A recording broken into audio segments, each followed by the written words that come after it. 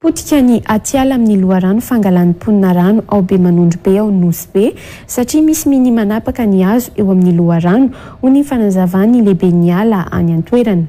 Nijala araka izany ny mponina ho ny nambarany noho ny tsy fisian'ny rano fisotro intsony ary tsy misy intsony ihany koa ny rano manondraka ny tanimboly.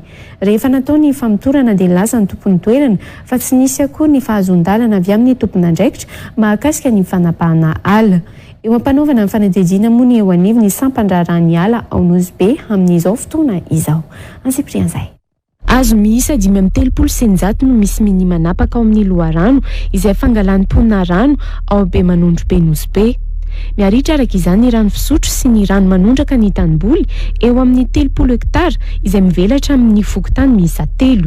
Manamafy ireo vahoaka ao be manondro be amin'ny tsy sitrahan'izy ireo rano intsony satria efa miaritra ny rano noho ny fahatapahan'ny ala ho ny lehiben'ny ala.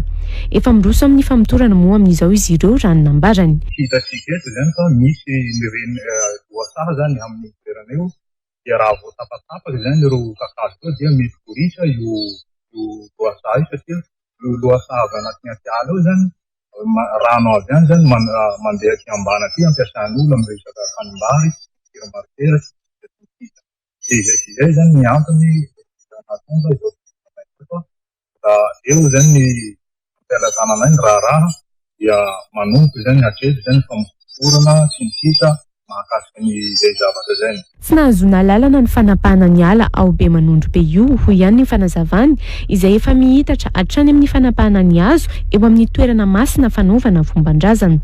Rehefa natao zany ny famotorana tsotsotra tetỳ am-potony dia nilaza zany ny olona izay tompo lehibe raha fa tsisy autorisation avy aty amin'ny administration zany mikasika reto fanapahana kakazo maromaro tao anatin'ilay toerana io.